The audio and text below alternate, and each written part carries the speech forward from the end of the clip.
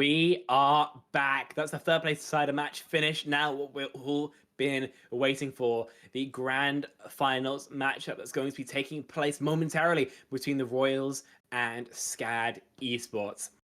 Listen, let's get this right out of the way, folks. SCAD Esports are the favorites by some distance. They have been playing absolutely lights out, by far the strongest season, the strongest team rather, in the regular season, and we expect that to be no exception here in the finals. Warning University going to have to absolutely play up to their opponents here and maybe hope for a little bit of unluck towards the Bees as well. But they also are a team who made it towards the finals matchup for a reason. And if anybody in this conference can give SCAD a run for their money, it's going to be them. Nepal start for the final time. After that, it's going to be any map that we choose to send it to. But I gotta say, it does feel like it might just be a coronation of the Bees right now rather than anything else. This game might just be a formality, but we'll have to wait and see whether the Royals can object. Starting here on Sanctuary, longer sightlines. Normally, this is a little bit more playable for something like Amalga should you want to go towards it than the other two. But we'll have to wait and see exactly what these teams want to lock in once we get those comps chosen.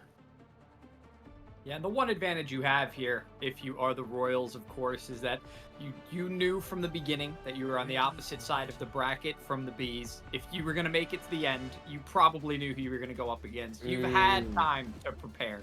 So this is the game you've been preparing for. You've had it on your mind. SCAD, they didn't know who they were going to be going up against. There were definitely teams that could have competed for that position, for that spot. So they didn't have quite as much time to prepare for this particular matchup. Let's just hope the Royals have really done this homework on this team in particular. And we'll see how far that gets them, because if the domination is just too much to handle, then no amount of preparation is going to make you as good of a team. I mean, for SCAD, and Flint as well, both these teams really like playing far. So watch this duel in the sky if Seb wants to take it. So far, though, just Flint. Remember, this player had 34 eliminations, or 34 final blows even, on just one map yesterday. Did you get that performance here? That is very impressive, and having the Mercy pocket is always great as well, but it does take away a lot of utility from your Malga, and that is what we're seeing immediately, is that Ice Boy is going to drop the rest of the team. It's really rough only having one support to focus down your Malga, because the whole point of a Malga composition is that sustainability plus damage. Yeah, as well as the utility that speed provides, right? You have to eat so much spam because you can't rotate in time. I mean, Terry being able to reposition so much faster than Ice Boy is probably going to make up for having the Anna Hills versus the Kiriko. So I think that utility is what you really do lose out with a Mercy. Flint, a lot of work on his shoulders, a lot of pressure on his shoulders to try and make up that investment. Brown's got a lot of things to focus on. Definitely a tall task for them. Penguino here trying to make sure they focus the skies so that Pharah can't get too comfortable. It's the one advantage that the Royals do have here, is their Pharah isn't as threatened by that singular hit scan because they have the Mercy pocket. They're even chasing them down. Now you can see pushing them up the side, but it's the Genji engaging from up high. Very low health now, could get taken down. A little bit of an early shot means that Flint won't find them, and it's SCAD cleaning them up once more. I don't know how they went without losing a player. Yeah, but they went without losing a player. At the end of the day, SCAD doing a fantastic job so far. I mean, we said that they'd be the favorites, but they are showing exactly why. Now, Penguino with the Deadeye now active. Flint and Pele could be so careful of that ultimate, because it can very quickly clip their wings. If I am the Royals, you maybe just play for a nano, hard engage at the back of it. You don't have many other tools, and a dry barrage might not end well for Flint. Yeah, I love those pings there from Flint as well, saying this is where that Cassidy is. Be very careful around that angle, but uses that barrage first, gets taken down by Kate, though, very quickly. Thought that was going to be a really good play. The cage was invested really quickly by Terry, but they end up dropping as well. Looks like the Royals starting to mount something, but they still have the pressure from behind. All the players that ended up getting behind them in towards their spawn are still threatening them. Sebastian here with the blade, finding one. Now the Malga is all alone on point, and with all of that overhealth from the beat, that is going to be SCAD cleaning it up. I mean, it just, they always seem to be able to pull out a win or a survive, even when it looks like they're going to drop. I mean, 100-0 SCAD so far, being absolutely dominant. I mean, listen, it's maybe not the perfect map for the Pharah. It's not like fantastic for it, right? It's like pretty doable, but you still have to cross a lot of open space. where you can just get engaged upon by the Amalgam. Most of the time, that didn't even have to happen. Penguino and this Cassidy has been a revelation, realistically. Didn't play a lot of hit scan in that previous game, but just working it so far here. Swaps over to the Ashe, recognizes that the sightlines are a smidge longer, and so it probably will be a little bit more playable. And Royals, for the first time in this playoffs bracket, have had their wings clipped. Flint no longer going to be on that far, and now on that Ashe, matching out Penguino. Yeah, Penguino on the Ashe as well now, no longer that Cassidy. The Ashe is much more commonly seen here, but with neither of these teams having a dive from out, these backlines are going to be fairly safe, which means that the Kiriko Lucio is probably going to work a lot better here. That Hash Brown and Pelly combo of the Ana Brig isn't really as usable into something with so little dive potential. The Genji here is going to be annoying to deal with, but it's not quite as threatening as unlucky. And Krya is going to take that one down quickly. So that is an opening to start engaging from the side of the Royals. Doesn't really work out for them, though. Penguino's there, big dynamite, and some good shots as well. Is going to make sure that most of the Royals don't have too much of a chance there. And I gotta say, for Seb, it's a little bit unlucky because he goes in, he sees a large female, but goes for the dash through. But the cardiac overdrive's damage resistance ends up messing up.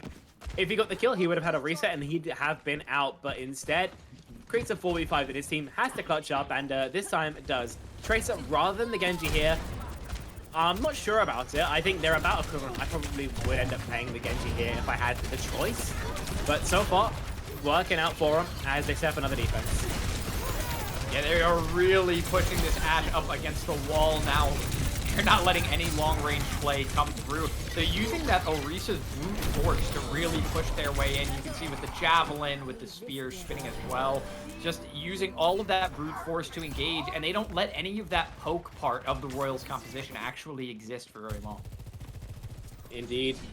No real chance to actually get that poke going, and realistically, if you're SCAD as well, you can just poke for as long as you want as well. Match it. Not gonna happen though. Pulse missed. They're just hard engagements in these spawns. I mean, look how far in we're getting that Terra Surge that finds too. A ton of ultimates committed all the way at the spawn door, and honestly, using all of those ultimates right there, it's not extremely beneficial because the spawn is not far away, so you didn't build yourself a lot of time. Oh, you gotta be kidding. So the boops don't come through, but you do still have the Tracer behind. Is it gonna find anything? You don't get any eliminations just yet. You decide not to find Pelly, and chasing down Hash Brown resulted in Sebastian going down. Pelly eventually does drop. These even back and forths are still going to work out. It's still going to just be stalling time on point. Flint ends up finding Kate. It looks like they'll be able to push out only because they were able to use that bomb. That they push out, they're able to do, right? You're able to get progress on the objective the first time. You're able to, I believe, get the flip for the first time. And even though Seb can do his best to make it uncomfortable here for Ice Boy, then it's a Malga, sorry, with full armor, with cardiac. There's nothing you can really do. Kate coming.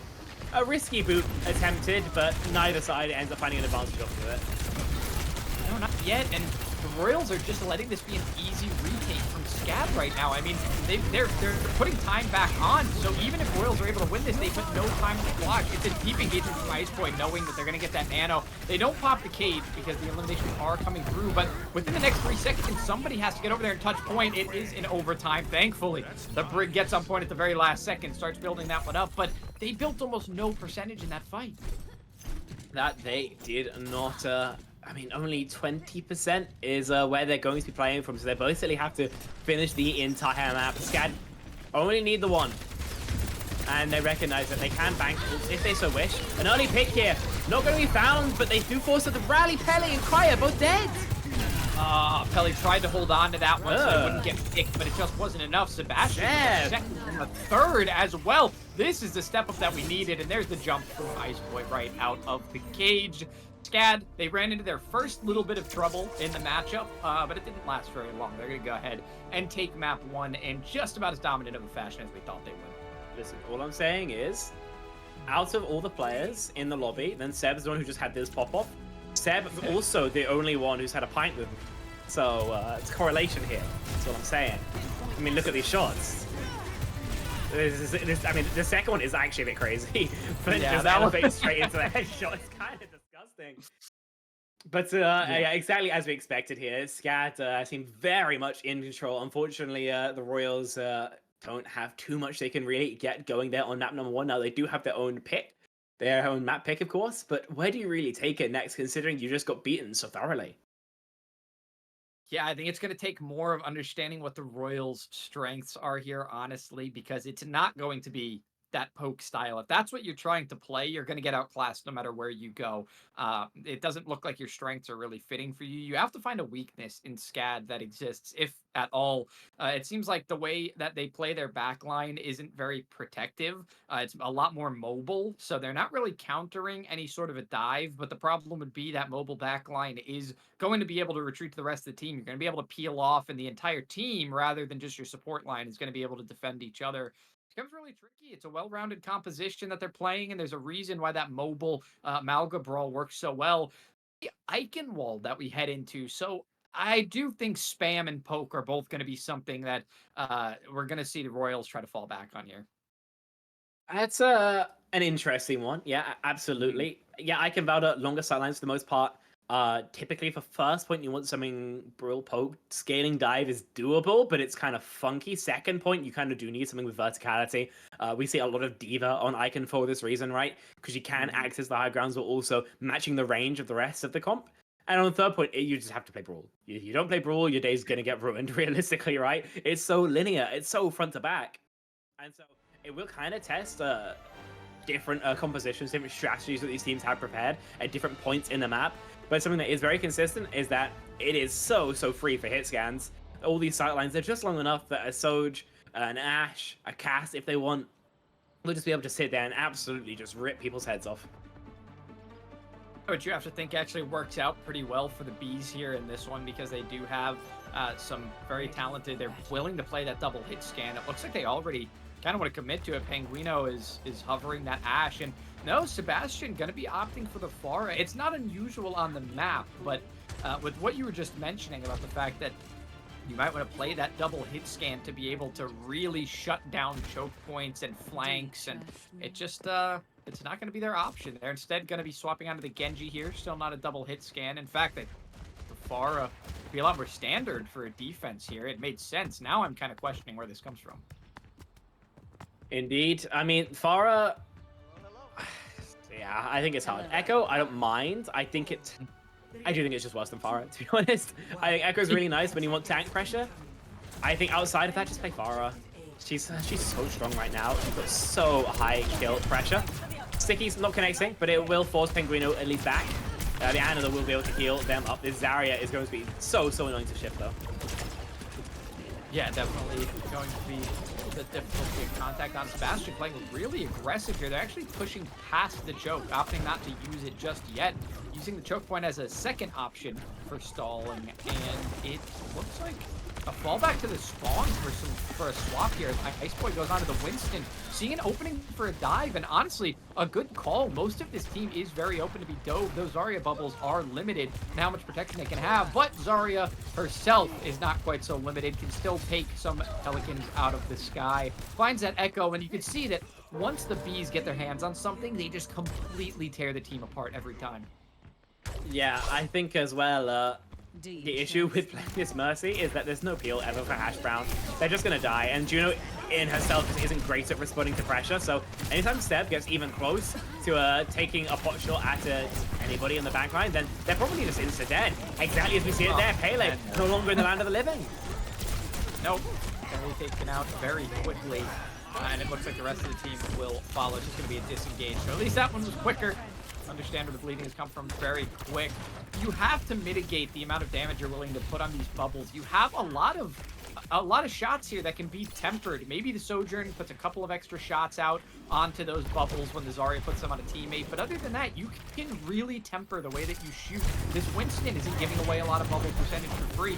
This is something that comes down to choosing to temper your shots, and they're just not doing so. They're willing to try and burn down those bubbles. Final elimination. Len finally does find a kill. They outlast that anti there. And now, Kate just trying to struggle to get back to the team. But Zarya has the ult, so the team will be forced to group up. They don't get to keep on a lot of the pressure because of the fact that most of the team was low for the Bees. But Sebastian taking a second ult out of their pocket to make sure this one is cleaned up and no ticks will be built. They spend the nano as well, so it does take 3 chat marks to get past that fight. But Flint using her juke makes it at least not an economic disaster for SCAD. Not exactly the way you want things to go, though. And if they can stop that mistake, that overpeak from Penguin from happening again, that would be much appreciated. As you mentioned earlier, Terry's gonna somewhat struggle to find energy here, but it's not gonna matter too much if Penguin redeems himself like that. Yeah, and the Bionade already being used here, but it doesn't seem to matter, even though it doesn't find any antis, and it's just used for healing. It's still the bees keeping up that pressure. Now, the last time they went for really forward pressure like this, they had to fall back and supplement themselves with ultimates. This time, they don't have quite as many options, but they do still have that beat, which can be really huge to counter the majority of the aggression the Royals are bringing up with their ultimates. Indeed. Oh, this is aggressive here for SCAD. He won't be able to get out. Another first kill given over for SCAD. Can they equalize? Yeah, it looks like that Bob went down and was almost able to find the Juno. Instead, it ends up finding Krya there. The Juno having to get back. You talk about how inefficient Juno is at being able to save herself. And Penguin, while Ice Boy is back here just trying to find one Ana that is simply scrambling her little grandma legs out of there. A lot of the rest of the Royals are getting taken down. Their tank is just too far away from them. And you can see them falling one by one. Sebastian made the swap onto the Echo. Oh, back to spawn, guys. It's 15 seconds. Yeah, it's 15 seconds. You can't go back to spawn. 10 seconds, and unfortunately, a touch is already an impossibility. It doesn't matter that Seb dies, because you can grab them in their spawn, and a full hold is going to be completed by the bees. Not even a chance for the Royals to get towards the end there. And a couple opportunities for them, yes. But SCAD, anytime they're in a 4v5, just go harder. Go more aggressive. Invest more. And because of that, nary a single extra point of percentage on the point. No, not even a little bit. It's going to be a quick one if SCAD can get their way onto the point. It's only going to take one fight. You're not going to get a chance for a recontest at any point. So now it's about whether the Royals can change their style here to actually be able to take this fight. Because if they run the same thing they ran on defense, it certainly won't work. They won't be able to play that Winston dive on defense. And yeah, it's a pretty big change. They are making the commitment to the double hit scan. And not only that, but they want to bring the Zenyatta as well to try and make these really quick kills for a distance. Not just poke, but long range executions. And then just hold that Ramatra up front for the defense. So an interesting change of style, definitely appropriate. The only question is, with SCAD being so close to their spawn, able to change anything whenever they want, if they even need to, will you be able to outlast? Wait and see. It's as simple as that. I mean, the comp that we're seeing from the bees is very much capable of outlasting. Ana, that high damage, high utility, maybe not all that survivable, but in terms of what Terry can do, he's just got so many resources to work with.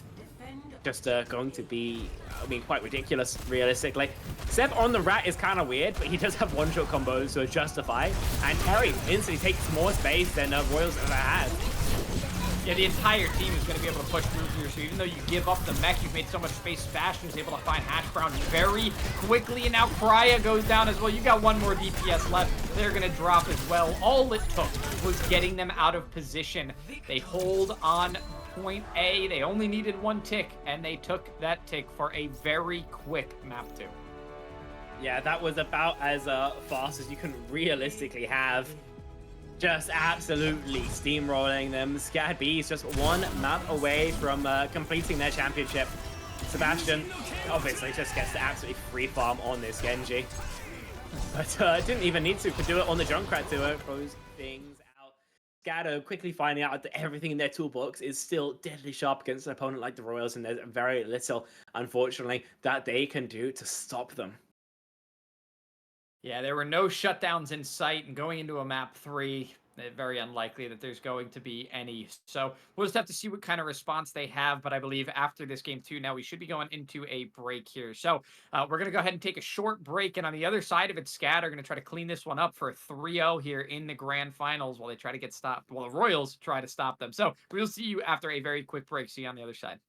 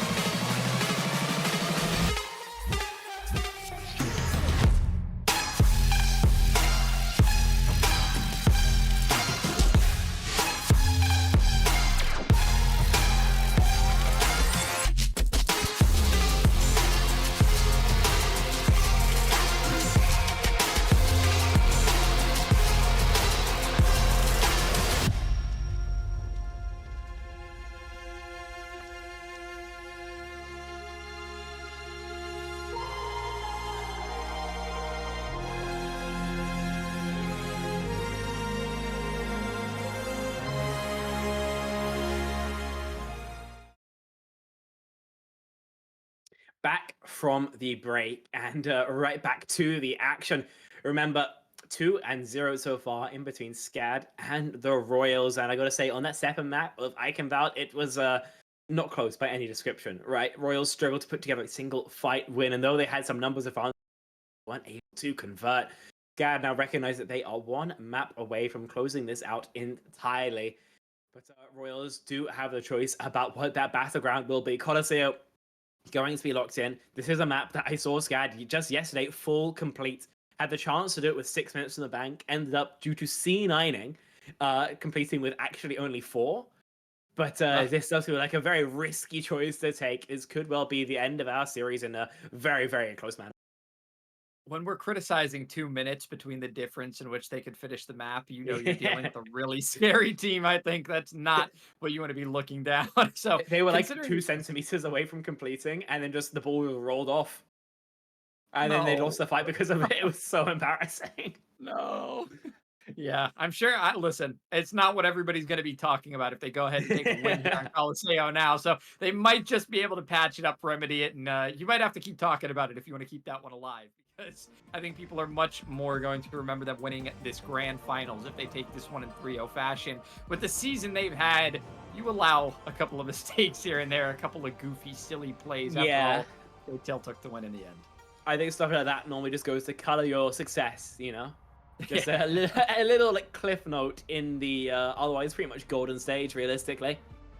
Royals, if they want to get that reverse sweep going, they're going to have to play into 3 or 2 rather of SCAD's map picks. See how that's going to work out for them, as they've so far struggled on their own. In terms of the comp, changing up a little bit, but actually that's a lie. They're playing the exact same thing. On the Malka, on the Farah, Flint can work in from this kind of left side. You know, shoot some rockets through the archways, and SCAD are playing ball. Now, I will say this is one of the strongest ball points in the game, in my opinion. It's actually really easy to set up multiple angles across this map that you can use to punish your opposition. With Seb and Penguino on the Genji and Trace, respectively, I mean, you could probably set up like a 4-angle kind of strat with Seb playing with Hitcombing, everybody else playing on their own lonesome. Yeah, and I think that the Farah on this map is typically pretty good into a lot of the standard that you see, but running into such a mobile dive comp like this, I really don't think the Farah is going to be extremely effective. Already, Krya goes down, so you're missing a lot of that long range that can threaten the supports of this dive comp, and they're just diving into the backline. Every time the Malga tries to stomp in, tries to peel for any of those supports, it's just a little bit too late. Now you've got a Genji in the air going after a Mercy, and successfully so. I mean, they're already about to touch the spawn doors. They're just getting on the robot. Yeah, I mean, that's just how they like to play. That could have actually touched the spawn doors, but elects just to shoot them whilst they walk out. We'll be able to back up, of course, as they have both cooldowns. But this is exactly the start that SCAD were looking for. They're going to go for an early hit, of course, because literally, why not? Royals have to wait before their full 5 to even leave their spawn. They're rolling out here with that on a bridge super defensive backline that they're trying to run here. They're trying to counter this dive from getting anything too valuable, but what a great engagement. Everybody using the utility that they've got to put out a lot of damage, but it's not enough because Penguino ends up dropping and they're not able to get enough damage through. So the Royals, they find one piece of the puzzle, but they do still have to answer all the rest. They weren't able to convert it into anything just yet. We see Terry here on the Wrecking Ball trying to re-engage. It tells you that they want to keep playing into this. They don't find this fight as being over yet, but maybe they should have, because Karmlov is not able to hang around for very long, and it results in Terry going down too. I mean, also, it's not that suboptimal just to die on card to get more time off the bank, right? It's not the end of the world. They decide to make the swap over to the Queen. Other than that, you can play this comp basically the exact same way. Your Queen is a little bit less like permanently in than the Bull, I guess a little bit less cyclical in that regard. Has much stronger engages when she actually wants to hit. Yeah, we'll see how they decide to engage this time. A lot more forward-facing damage this time around. It's actually Lucio going big, so not really a swap there, just something that we saw in their very first engagement as well. So a really, really quick cleanup there. Some nice action all across the board. Honestly, everybody got a piece of it, and I think this is showing that Royals are going to have a tough time answering the multiple angle attack. Yeah, that they really will. Now they don't have the easy, almost to get out of the jail-free card of just like hard CC terror to spawn. Then we'll have to wait and see what they do against a really healthy rotation. Speaking of which, SCAD, 4 check marks. Love to see him open with a Kitsu and then go where the wind takes them. Yeah, already found that halfway part of the map. Penguino can get off of the card in just a minute now. Keikomi does go down early, though, and Keikomi's been playing really aggressively to the point where an early loss there actually feels like a damage mitigation. Even Sebastian committing the blade there doesn't end up servicing them very well. It's going to be a lot of drops from the side of Bees that send them back to spawn, so they commit double ults there from the DPS and lose them both in that fight, but it costs the Royals a little bit as well as their support line.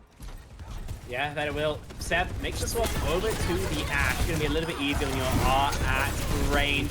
Nice axe, nice shots from the Kitsu, but yeah, that's gonna be this fight already over. No chance whatsoever for the Royals. I mean, can you get the Hexa kill as well into Hash Brown? The chase! Oh, and that's a beautiful chase kill. Okay, you've got to wait for your Ana to respawn. You do have the cage.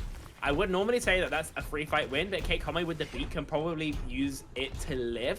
So your best case scenario here for Iceboy is solo caging like Kate, forcing the beat out, getting that kill on their own, or solo caging Terry when Kate is split. Because if both, like Kate and somebody else are in, oh, we feel it. Whoa.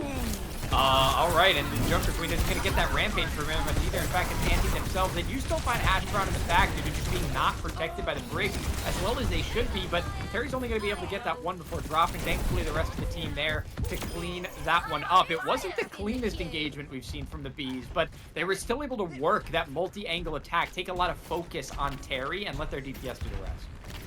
Indeed, and the cart's getting closer and closer towards the enemy spawn, right 125 meters before a touch can come through.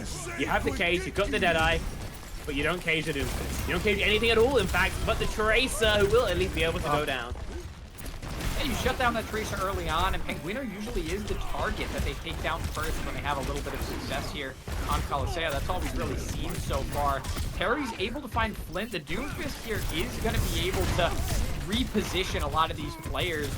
That point, they get to keep a little bit grouped up, so the Royals hanging on for just a moment. Pelly finally popping the rally. You had to wonder when that was going to come out. It felt like it was going to be a lot sooner. But we're able to hang out for a bit. Penguino finds Pelly, though, shuts down that player, and now the Ash as well, throwing out that Bob. This is looking like they're going to be able to clean this one up and close in. They should have lost that fight. They really should have. Oh, absolutely, but they didn't. The car's going to keep on moving closer and closer towards a completion. An early punch could keep them battered back for a second, but instead they get the silence Terry. No! Flint was so close to finding an escape and then ends up getting taken down just right as the fight is getting started. They're able to fight back a little bit. Keikomi drops, but Hash Brown can't keep a presence on the cart. It's a late push in from Iceboy. There's a little bit of a threat down. The respawn advantage is helping the Royals stay alive here. They're able to threaten some of the players trying to push the bot right now. Flint has popped the ultimate, does find Penguin. Iceboy barely able to stay alive, but it looks like Royals finally stabilized. They're going to stay alive a little bit longer. Yeah, that they will. They've been given some additional time at least. But how much can they actually find? I will say playing the Lucio Brig now in the spot they're in, maybe not ideal. That's a lot of sustain that Iceboy simply won't have access to.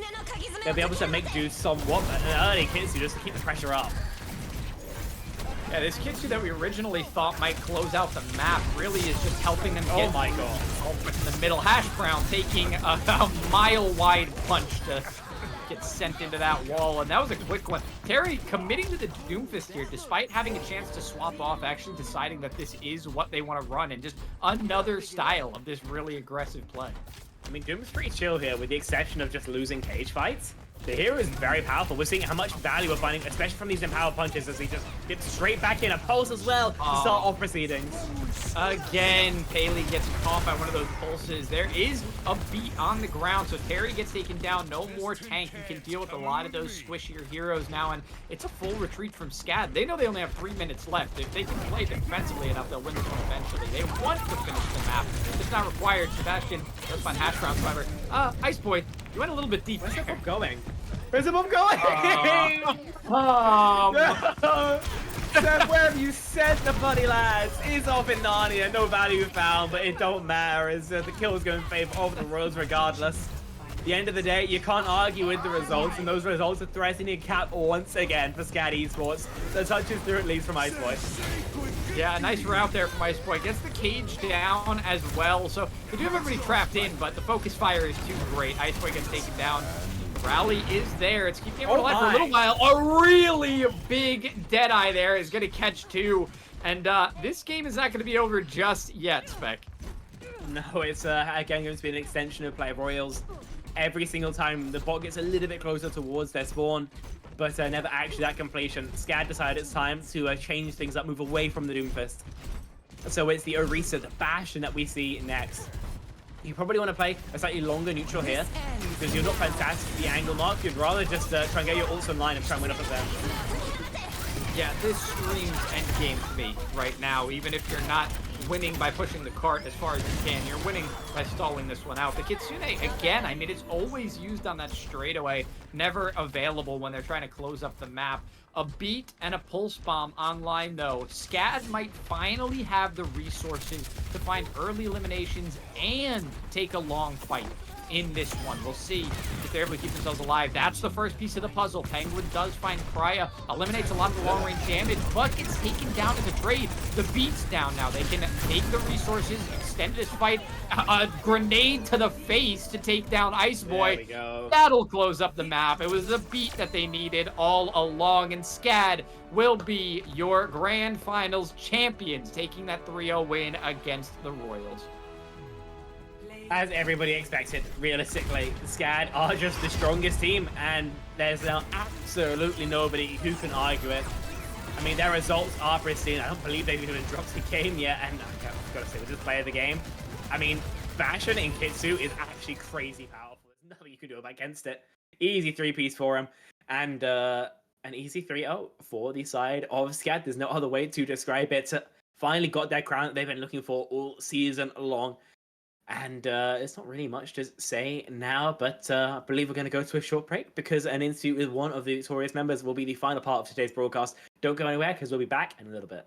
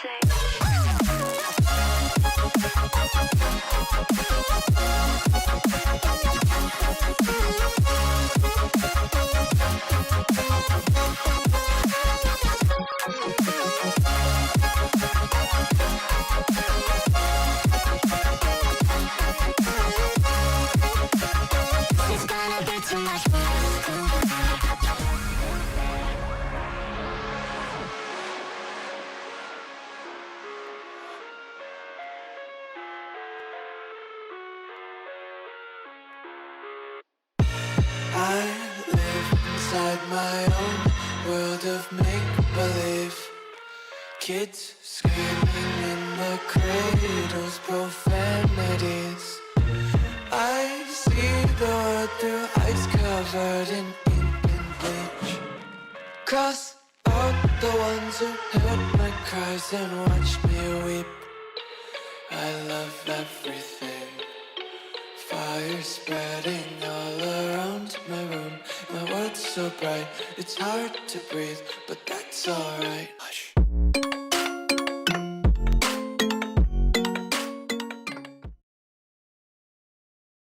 We are back for the final time today, and as you can tell, we have an interview with Kate Comey of SCAD over the back of a 3-0 victory. How are you doing today?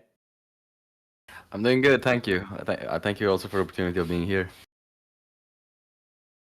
I mean, first questions off, how are you feeling? You just had realistically, a pretty easy season. You guys never really looked like you sweated. So, what's the overall feeling now you've towards the end? I mean, of course we weren't sure how the last games were gonna be, so we still like practiced and tried also for on our own to keep our mechanics as good as we could have been for the tournament. So of course it's always exciting for us to win the tournament, and we plan to try to keep this sort of score throughout the rest of the years. So we want lack of skills on that. Yeah, well, I mean, you guys absolutely dominated here, just like you did the entire rest of the season. But I think one thing that people would like insight on, because it's not so easy for us to see, is what is something that you guys as a team maybe struggled with behind the scenes this season, or at the very least wanted to improve on?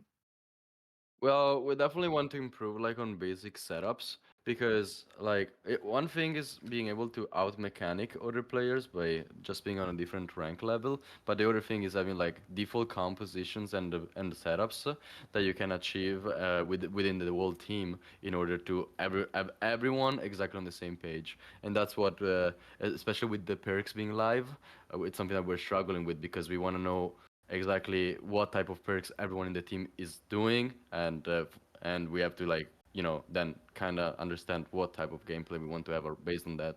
So it's a new implemented feature that we're working together to get on the same page.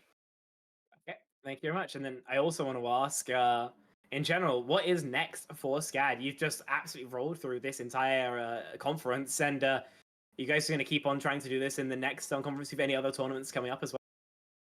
Well, definitely Sun Conference is gonna be our main focus, combined with the Overwatch Nationals. Overwatch Nationals, we're still gonna try to do what we can and get the most experience out of it, and improve as we go through. But definitely Sun Conferences at the moment is one of our main tournaments that we plan to keep these high standards that we have had for throughout like the upcoming years as well.